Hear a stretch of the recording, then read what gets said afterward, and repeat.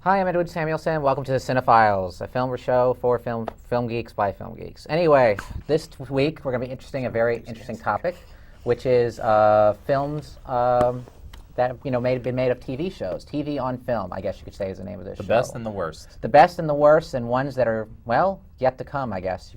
Ones that you're wishing for, anyway, right, guys? Exactly. Again, I want to welcome Eric Cohen here, sitting next to Steve, who is on vacation, I guess, and. I'm Jeff Galashaw, as always. Michael Foltz. Yeah, inside joke, guys. Inside joke. Anyway, let's begin with the best film made of, I guess, made from a TV show. And I want to start this out with... or vice versa. Or vice versa, but we'll start out with the best. And I want to turn this over to Jeff, because this was his idea. So what is reigning TV expert, Galashaw Well, here. see, before I even start this, I just have a little thing to say, is that the thing I like about television shows or, films that are made into television shows, that it can go places where the film didn't have chances to go. You can take a secondary character and build a whole show around them or an episode around them just for that week, so you actually get to know in depth that character. But saying that, I'm not going to say the best. I'm going to say my favorite, which I know is going to piss a lot of you guys off. Go ahead. We love I am going to say, because... I'm already angry. Go okay. Well, I know from the last show. But I'm going to say Charlie's Angels. But before you start, let me tell you why. Because Charlie's Angels was a crappy television show, and it was just taking everything that was hip at the time and putting a lot of good-looking women in tight outfits. And I felt that the film succeeded in exactly what it was supposed to do. It was a trashy film. It threw everything in the kitchen sink in there. It was ridiculous and over the top. But I have never had more fun watching a film that was so ridiculous. Plus, it gave you something to look at with the three fine ladies. So that is why I'm not going to say it's the best, but it is my favorite television show that was made into a movie. And let me say, I agree with you. I thought it was a lot of fun. Thank you. But yeah, I mean, some of those sequences were so inspired. I mean, one of the things I loved was the whole Cameron Diaz, Luke Wilson, that whole sequence with her in the disco and Luke Wilson commenting on her disco dancing. That was my favorite scene, and I thought it was a lot of fun. I mean, it's not a deep film or whatever, but it's not meant to be a deep film. And it's just enjoyable. It's a great popcorn movie. It's fun to take a girl to. And let me also say that Charlie's Angels 2 Full Throttle, one of the worst pieces of garbage I've ever seen in my entire life. I'm actually shocked you enjoyed it. Yeah, it's the typical film you would tear apart, though. No, I'm shocked, too. I went and saw it with a couple girls, and they had a good time, and I had a good time. Well, what would one of your favorites be from a TV show? I mean, can you think of something that stood out in your mind? Yes, Naked Gun. You know what? I've completely forgot about the Naked Gun. That is a damn good choice. Basically, it is a TV show put on film, but it's a very funny movie based on a very funny TV show. I think it's even better than the movie. In fact, my favorite in the entire series is part 2.5 anyway, The Smell of Fear. It's great, and Leslie Nielsen was a good comedian until he started to become a parody of himself, which was sort of a parody of other characters. But Naked Gun. Naked Gun, the first one, is really awesome. Yeah, and the TV series was a lot of fun. Yeah, the TV series was great. The reason I forgot about it was only 6 episodes. That's probably the shortest running TV show ever to inspire a movie, I think. I love all the films. My favorite, like I said, is 2, followed by the first one. The third one, I think, kind of loses a little steam because it wasn't directed by Jerry Zucker. No, the first 2 are really funny. But the original TV series is just great. They kind of like evolved the Leslie Nielsen character into something more of a sort of Inspector Clouseau type of character in the movies, whereas in the TV show, he was more of a straight man. But no, the movie's great. What about you guys? Well, I mean, I love The Naked Gun, so I really have no problems with it. I agree. I think it's hilarious, and I like the fact that at least in the movie you can go further than they could have gone on television with maybe dirtier jokes, like when Priscilla Presley is up the ladder and says, "Nice beaver," and she's like, "Thank you, I just had it stuffed," and she actually comes down with a beaver, and you think he's looking up her skirt talking about. I will have to say it's really hard to watch those films with O.J. Simpson in it. I was just going to say the same thing. Because he's actually very, very funny in the Naked Gun movies. Yeah, I was going to say the same thing, but it is. O.J. just does not age well in anything that he's done. Towering Inferno withstanding. Exactly, as a hero of children. I was like, yeah. My favorite laugh from the Naked Gun films would probably be the scene where he is basically hanging from the roof and he has the big giant dildo and he's out of it and attacking the woman, and the woman goes, "Assault with a dildo." Definitely one of the funniest films ever made.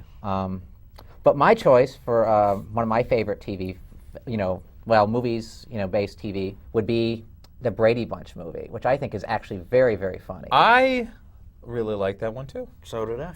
I'm shocked. That's something for once we all agree I on like something. A lot of fun. No, a lot of fun. The first Brady Bunch movie is actually almost comedy genius, I think. I love that it satirizes the original show, and it does so in a way where everyone can enjoy it.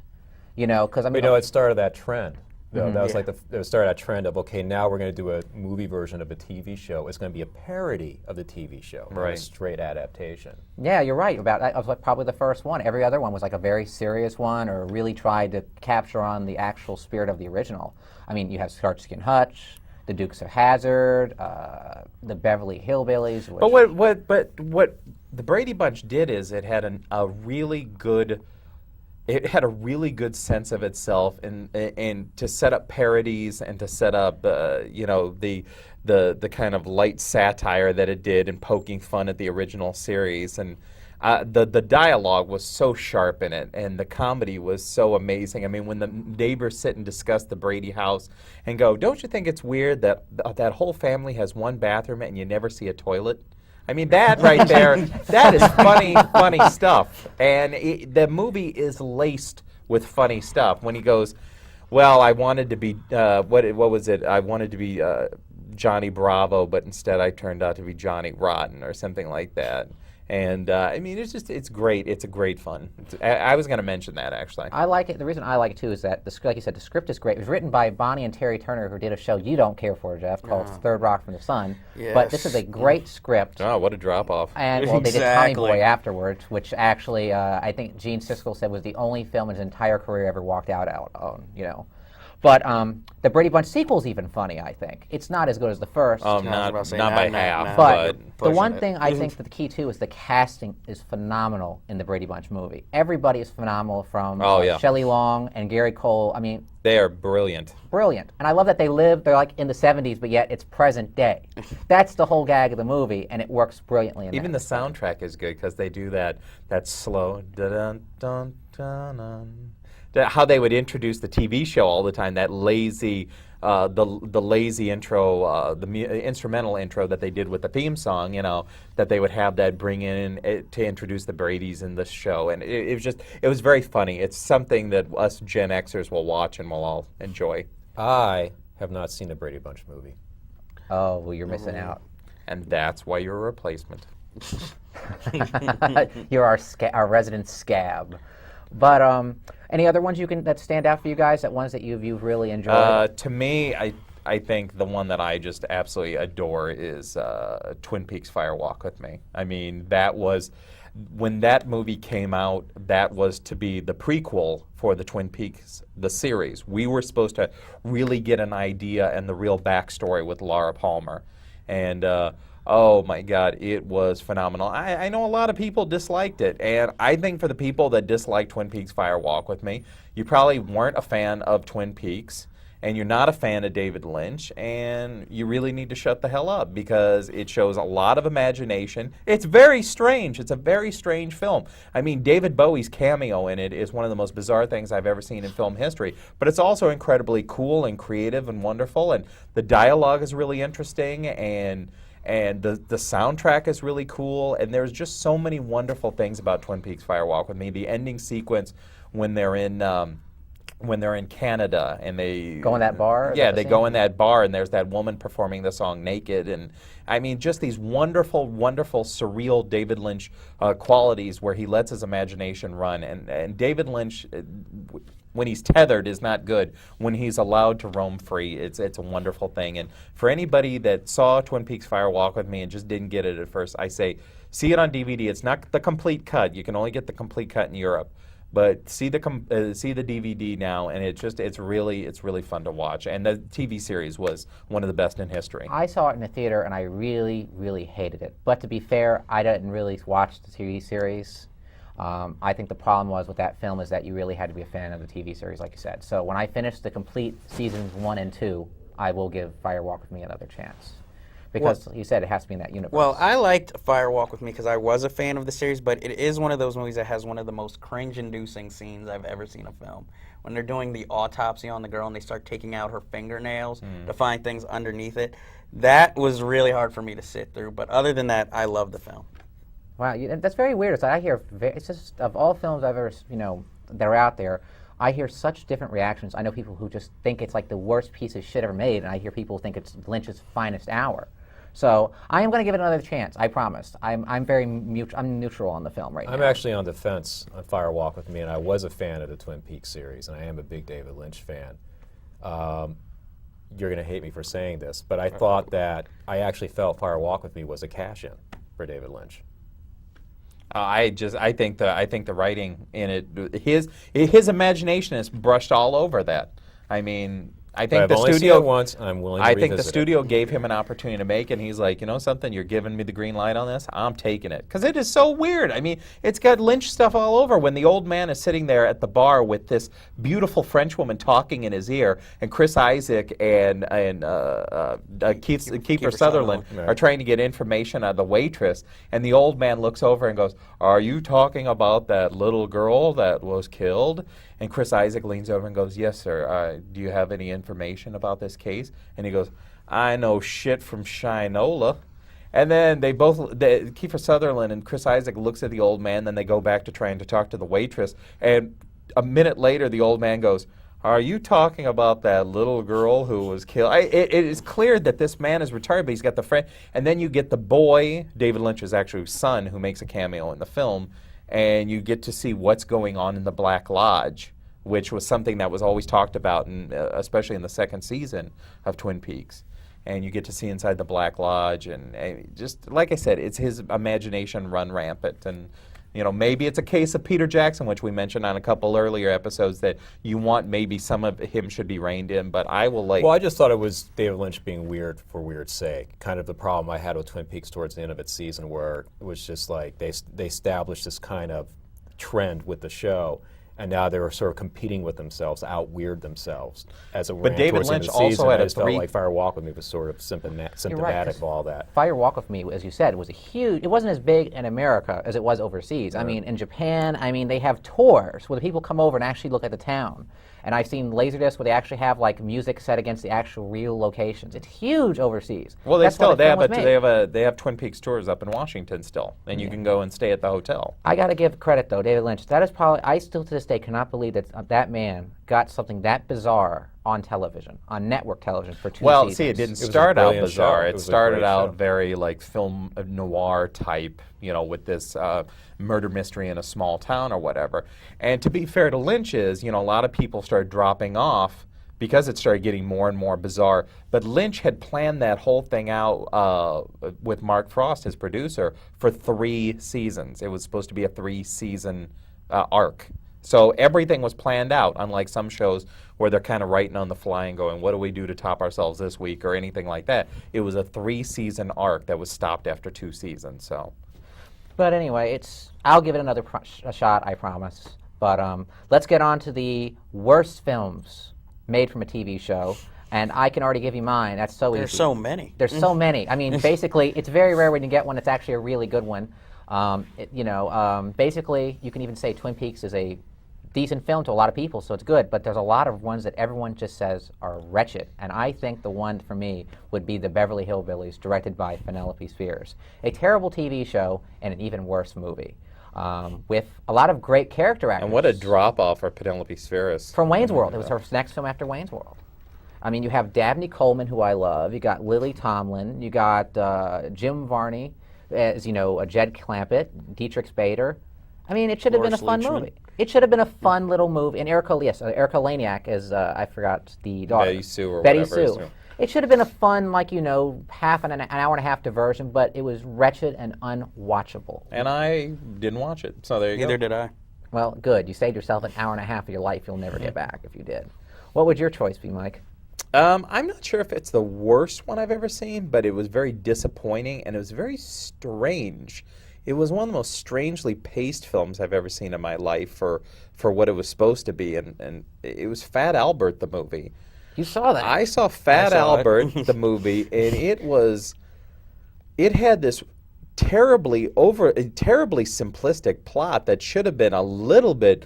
It should have borrowed from the Brady Bunch more because Bill Cosby was in charge of this film, and I think he really wanted to make a film that was so peachy, keen, golly gee, that it just failed miserably. And it was about this girl who needed friends, and then I thought it was kind of clever, but it lacked execution to have the animated characters that brought their troubles and their like little foibles from the cartoon world into the real world, and as they became more real, their flaws were gone. All of a sudden, Mushmouth could talk, and all of a sudden, Dumb Donald wasn't dumb anymore. He was smart, and that seemed kind of weird, and just it didn't really work. And then they were panicking that they had to become cartoons because then they weren't going to be real anymore. And it was just, and then the weirdest thing of it all is... You're really selling this film. The weirdest thing about it is at the end, they had the real surviving members of the Fat Albert gang, and they were at Fat Albert's tombstone. I never realized that these were real kids that Bill Cosby hung around with. Yeah, these were all based on childhood friends. And they brought these childhood friends out at the end of the movie, and it showed them at the original Fat Albert's grave. And I thought, for a kids' movie, this is bizarre, cryptic, and just out of left field. Well, maybe that's why Forrest Whitaker walked off and didn't direct it. Yeah, He well, had I don't know. foresight. But what about you, Jeff? It's a film that, I mean, I'm not the biggest Sean Connery fan to begin with, but it had a decent cast. Ray Fiennes, Uma Thurman, and that would Already be know it. the movie version of The Avengers. I mean, I'm not a huge fan of the original television show. I've caught the episodes here and there, but it just seemed like a very ridiculous Art Deco movie. Like, you just wonder why even bother making this film? And then you bring in this subplot with Uma Thurman has contracted this disease that she's dying from, and that the villain has the only cure. And then some weather machine, or this guy wants to control the weather so he can rule the world. And it was like, yeah, this would have worked maybe if it was like an 80s, 85 movie, but, you know, it's the 90s. We've, kind of come into a new decade, so it was like, I just didn't see a reason for I this actually film. liked it. I didn't love it, but I liked it. It was good. It was kind of goofy. I guess the original series was kind of goofy. It could have been. I would have liked it a lot darker. I thought Ray Fiennes was a good John Steed. Uma Thurman was serviceable. They should have had. You know, it's probably the only time in history I'll say Elizabeth Hurley maybe should have played the Diana Rigg role of Ms. Peel, but. I thought it was okay. I think the problem was Jeremiah Chechnik is just not a very good director for big budgets. I mean, when you go from Benny and June to the Avengers, it's not a good transition. But I mean, Eddie Izzard was funny as like your stock villain, and I But hated he was it. so underused, though. yeah, he was. I agree with that. It topped the Razzies for a reason, so I think it was very. Oh, I very could have named 10 films that year that were much worse than that. It was one. 96, correct? I believe 96. Yeah. Yeah. What about you? Do you have anything that just Oh, wretched? yes. Oh, yes. Wild Wild West. Ooh. We have a winner. I probably hate that movie more than Van Helsing. Well, And I they- hated Van Helsing, and I actually paid to see Van Helsing. Did you know they actually had a poll recently, and this is not something I just read actually, and they consider Wild West like the worst film in like the last 20 years. I'm serious. And John Peters got his wish because he got Got his his giant mechanical spider. spider in that. It is. There's so many things wrong with the film. Go to it, my brother. Go. For one, well, you know what? On paper, you think, okay, I actually like the original TV series. I think it's a fun TV series. I'm into the whole super secret spy thing. I'm a James Bond fan. I love the Wild West take on that whole thing. And I like the idea of doing a whole steampunk thing, everything, these creative Victorian era kind of Jules Verne type contraptions. But the biggest misconception, and believe it or not, it's not Will Smith. Really? It's actually what they did with Kevin Kline's Artemis Gordon. Because in the original TV series, they had a brilliant conceit where that character is actually an actor, a wannabe actor, and he's always like obsessing over his performance and stuff like that. And they take the Kevin Kline character, and I'm not quite sure what he's supposed to be in the movie. I guess he's supposed to be like the resident tech expert, but he's a master of disguise. Is he the comedic relief? But he's not really, because Will Smith seems to like take all the best lines. We're in the same shot. I mean, I'm not sure why Kevin Kline's in the movie, except they had a character in a TV series, and they needed someone to play that part. You're right. He's just a sidekick, and he's just there, and he doesn't do anything. No, please go into Will Smith. I'm waiting. Go That's to what Will he Smith, wants. please, because Will Smith. Will Smith is Will Smith. I mean, take him or leave him. It's Will Smith. It's like the whole film is actually built around Will Smith, which is another misconception. It's a house of cards. Yes, as I mentioned before in an earlier show, and you have Salma Hayek character, no matter what Will Smith does, he's so courageous, he's so this. It's like Will Smith actually told the screenwriter to have her say that, because like everything he does is so great in this film. And also, I mean, I understand the idea of having an African American character in a period of time when there was a lot of racism and all that stuff, but it still doesn't work. And in the scenes where they're trying to like call attention to that fact, only come across as more racist to me. Like the whole thing where And then they played up for comedy. right, And they completely wasted Kenneth Branagh. completely. Well, it's a stinker. It's definitely terrible, and it's a really huge bomb, and I'm really happy that it bombed as badly. And it was the first film that finally showed the world that Barry Sonnenfeld was not that great of a director. I never thought he was that good a director. I think Get Shorty is probably one of the most overrated films of the last 10 years. Well, actually, I think his best film is The Addams Family. I can agree. Actually, I think the Addams Family Values is actually Yeah, the I best think film. I think the Addams sequel is Family actually Values. better script. But anyway, we only have like about 6 minutes left. So the thing Now that's timing. How many shows time themselves so well that we can say 6 minutes left? well, we want to use those 6 minutes to our advantage. And Mike, you said you wanted to mention the films that you would like to see made from these TV shows. I which- would, yes, there is a TV show that is my much adored show of all time, and I want to see a show made of The Prisoner, the 60s spy series that Patrick McGowan, the actor, was responsible for, as number 6. And it was supposed to be made by Gramercy Pictures, but I believe they were bought out, and so that kind of got shelved. And I know that Jeff's most beloved director, Oh, Simon God. West, was supposed to direct the film, which actually sent shivers down my spine because I know Simon West is a piece of crap.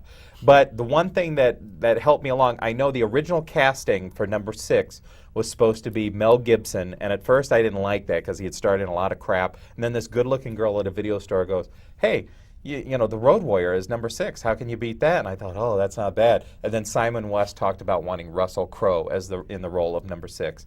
And I was very inspired by that. I wasn't as worried, but obviously The Prisoner has still yet to be fully greenlit. Who would you like to make that film, and who would you like to cast? I would love to see somebody like, I was thinking of this. That's good. Andrew Nicole, who did Truman Show. Yeah, Lord of War. I would Well, he probably wrote it, like too. to see him. I think he would be wonderful a director for that. And who I think would be very good is Guy Pearce. Yeah, Guy Pearce might be. But see, the thing is the character of number 6 is very similar to who he played in the memory Danger thing. Man. No. Memento. Oh, you're talking Memento, Memento? yes. No. Yeah. It's you're very talking about the original somebody series. that's trying to figure out what happened in the past and how he got there. That it would probably be a little too close. But yeah, Andrew Nicole I think would be very good.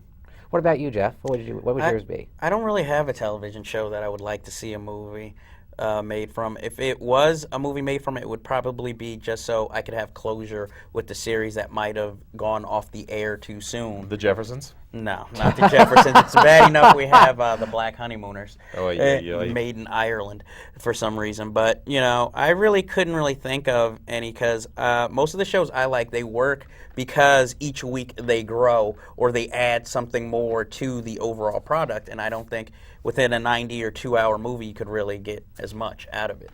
So I'm just going to go on the record and say none. I'll let somebody remake a television show and surprise me and maybe it'll be good.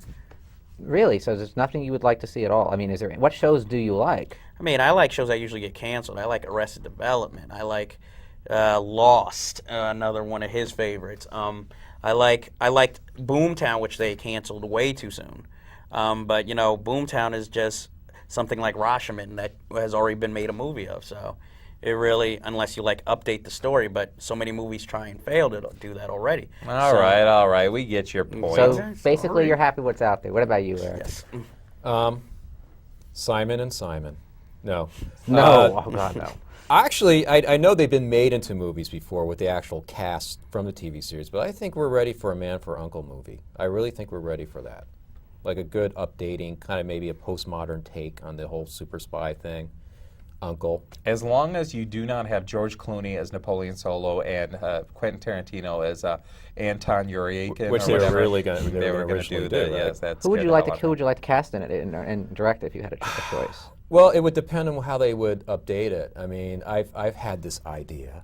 Mike and I used to hash ideas about if we were to update Man from Uncle, what would we do? It'd be great to do sort of like Uncle being this kind of like secret organization watching out over the super spies of the world, so it can be sort of this sort of postmodern take on the whole thing. So I don't know, it could be, I would say Clooney actually would be a good Well, Clooney's grown modern as day an actor Napoleon since from Solo. that Nightmare from Dusk Till Dawn.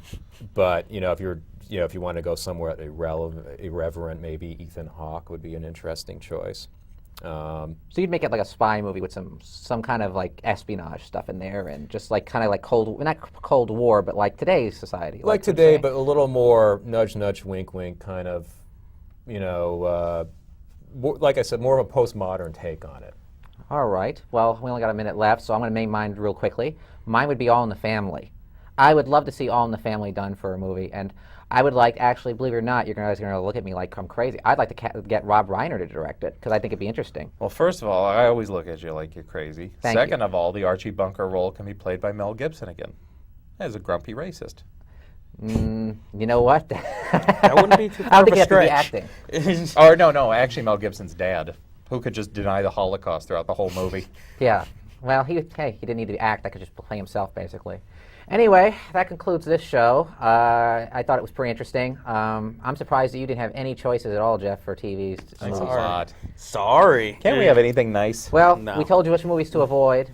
Avoid them at all cost. And again, we want to thank Eric for sitting in. It was a pleasure, Eric. My pleasure. Yay! Hey, all right. I thought you did a very good job. Thank you so much. Anyway, please email us at cinefiles@dvdmaniacs.net. Please let us know you're out there and what topics you'd like us to discuss. And if we get some emails, We have the laziest fans in the world, just so you know. We're 'cause lazy. Nobody can type. I don't think they can type. Nobody Anyway, has keyboards, nothing. Until Thanks a then, lot. thank you very much lonely. for your time. Have a good week. Yeah.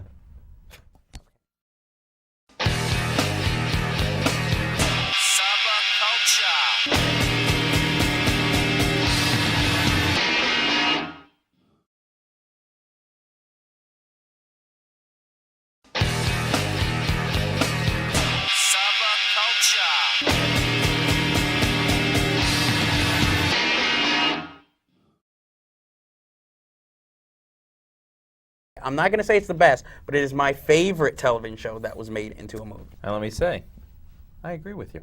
I thought it was a lot of fun. Thank you. But yeah, I mean, some of those sequences were so inspired. I mean, one of the things I loved was the whole Cameron Diaz, Luke Wilson, that whole sequence with her in the disco and Luke Exactly. Wilson commenting on her disco dancing. That was my favorite scene, and I thought it was a lot of fun. I mean, it's not a deep film or whatever, but it's not meant to be a deep film, and it's just enjoyable. It's a great popcorn movie. It's fun to take a girl to, and let me also say that the Charlie's Angels 2 Full Throttle, one of the worst pieces of garbage I've ever seen in my entire life. I'm actually shocked you enjoyed it. Yeah, It's there you the go. typical film you would tear apart. Though. No, I'm shocked too. I went and saw it with a couple girls, and they had a good time, and I had a good time. Well, what would one of your favorites be?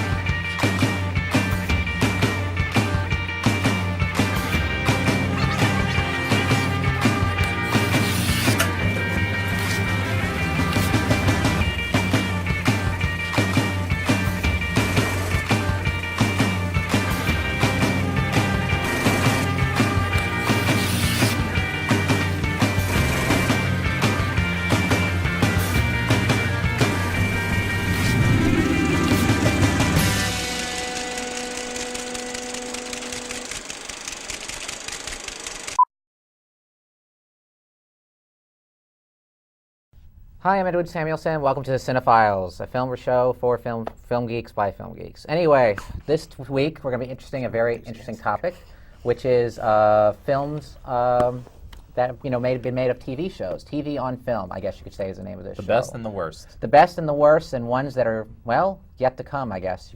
Ones that you're wishing for, anyway, right, guys? Exactly. Again, I want to welcome Eric Cohen here, sitting next to Steve, who is on vacation, I guess, and. I'm Jeff Galashaw, as always. Michael Foltz. Yeah, inside joke, guys. Inside joke. Anyway, let's begin with the best film made of, I guess, made from a TV show. And I want to start this out with... Or vice versa. Or vice versa, but we'll start out with the best.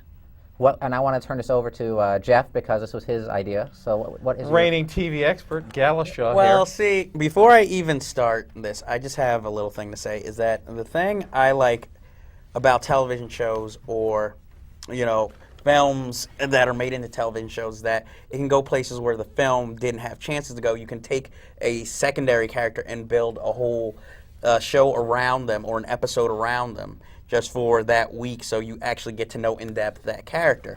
But saying that, I'm not going to say the best. I'm going to say my favorite, which I know is going to piss a lot of you guys off. Go ahead. We love I am going to say, I'm because... already angry. Go Okay. on. Well, I know from the last show. But I'm angry. going to say Charlie's Angels. But before you start, let me tell you why. Because Charlie's Angels was a crappy television show, and it was just taking everything that was hip at the time and putting a lot of good-looking women in tight outfits. And I felt that the film succeeded in exactly what it was supposed to do. It was a trashy film. It threw everything in the kitchen sink in there. It was ridiculous and over the top. But I have never had more fun watching a film that was so ridiculous. Plus, it gave you something to look at with the three fine ladies. So that is why... from a TV show. I mean, can you think of something that stood out in your mind? Yes, Naked Gun. You know what? I've completely forgot about the Naked Gun. That is a That is a damn good good one. choice. Basically, it is a TV show put on film, but it's a very funny movie based on even a better. very funny TV show. I think it's even better than the movie. In fact, my favorite in the entire series is part 2, 2.5 anyway, The Smell of Fear. It's great, and Leslie Nielsen was a good comedian until he started to become a parody of himself, which was sort of a parody of other characters. But Naked Gun. Naked Gun, the Naked first Gun. one, is really Awesome. awesome. Yeah, and the TV series was a lot of fun. Yeah, the TV series was great. The reason I forgot about it was only 6 episodes. That's probably the shortest running TV show ever to inspire a movie, I think. I love all the films. My favorite, like I said, is 2, followed by the first one. The third one, I think, kind of loses a little steam because it wasn't directed by Jerry Zucker. No, the first 2 are really funny, but the original TV series is just great. They kind of